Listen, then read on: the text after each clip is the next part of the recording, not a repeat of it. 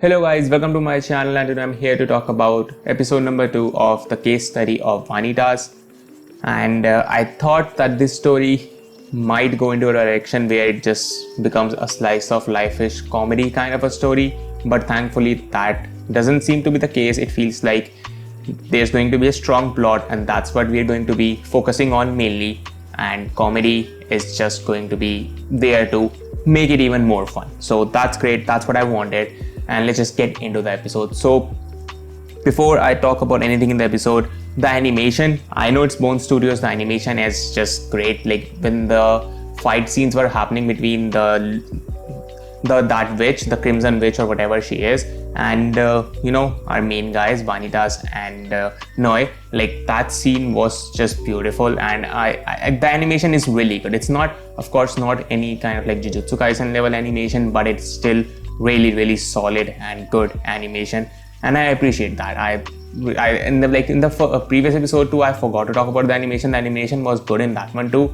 but in this one it was even better. So yeah, I don't think so we are gonna have any complaints when it comes to the animation or the every other thing. So I think so it's gonna be fine with that. So that's good also. And then I was talking about the book in the previous episode. I was like, okay, in the past we were known that we get to know that the book is there to destroy all the vampires, and this is what causes them to curses them kind of to go in the rage mode or whatever, but Vanitas was using it to heal them. So I was like, maybe there's some kind of lie there, maybe in the past what they said about the book is a lie, but that isn't the case. We get some clarification that the book can also corrupt the vampires, but it can also simultaneously heal them. So it's just based on the application, how you are going to use a book. And the person that came up, the Luca or whatever that kid's name was, he wanted to destroy the book because he thinks that destroying that book will cure his brother of this curse. And Vanitas is like, you know what, go on and let me see him. I'll see what it is and I can fix him. But we know with the servant that was with her, with him, the witch, she kind of goes crazy, and that's the scene that I was talking about. The animation in that scene was just really good.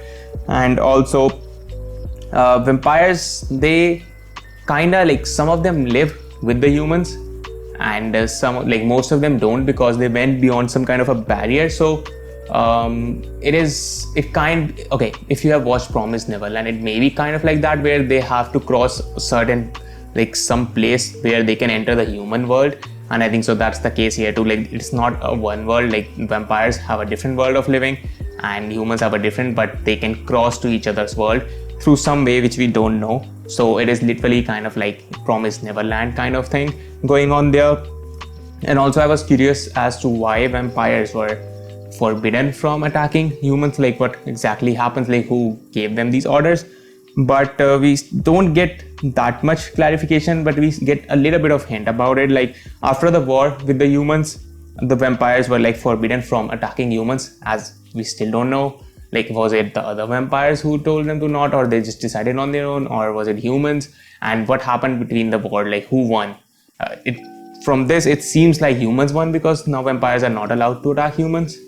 But as I said, the more we go on and the more secrets that get revealed, the more story is gonna get even more interesting. And as I said earlier, the comedy is just there to make it even better, just enhance her experience.